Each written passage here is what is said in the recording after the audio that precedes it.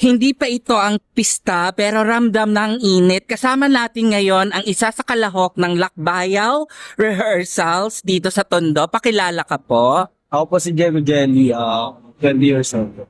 Okay. Ano ang pinakamalaking sakripisyong ginawa mo para makasali sa Lakbayaw?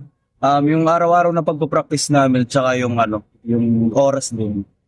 Okay. Ano ang gusto mong maramdaman ng mga manonood kapag napanood nila ang sayaw ninyo?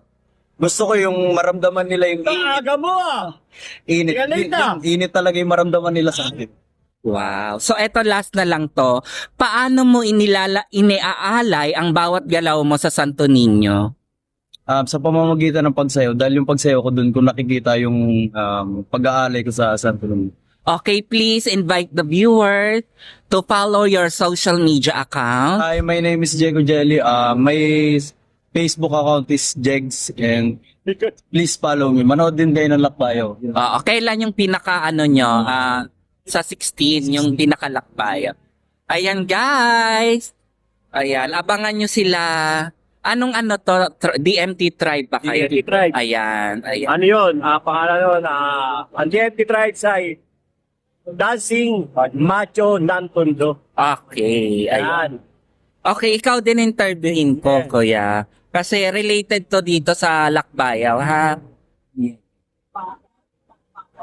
Okay. Sa lahat ng galaw na inaral ninyo, alin ang pinakamahirap at bakit? Sa mga inaral namin, wala naman, halos lahat madali. Kailangan lang namin mapasaya yung mga nanonood.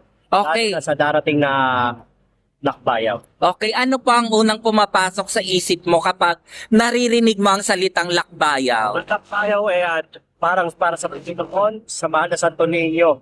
Dahil ginagawa namin to taon-taon para maging masaya rin ang mga tao. Okay, may personal ka bang panata o dasal habang nagre-rehearse ka? Sa pagsasayaw mo, kailangan natin yung present natin sa Panginoon na inaalay natin itong sayaw. At lalo na sa mga taong sana maiisip nila sa bawat ginagawa nila kung ano yung tapat pa rin.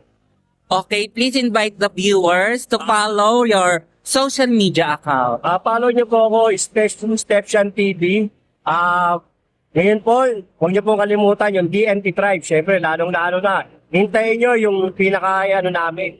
Yung final namin sa 15, punta po kayo dito. Okay, again. Yan. Abangan natin sila, guys.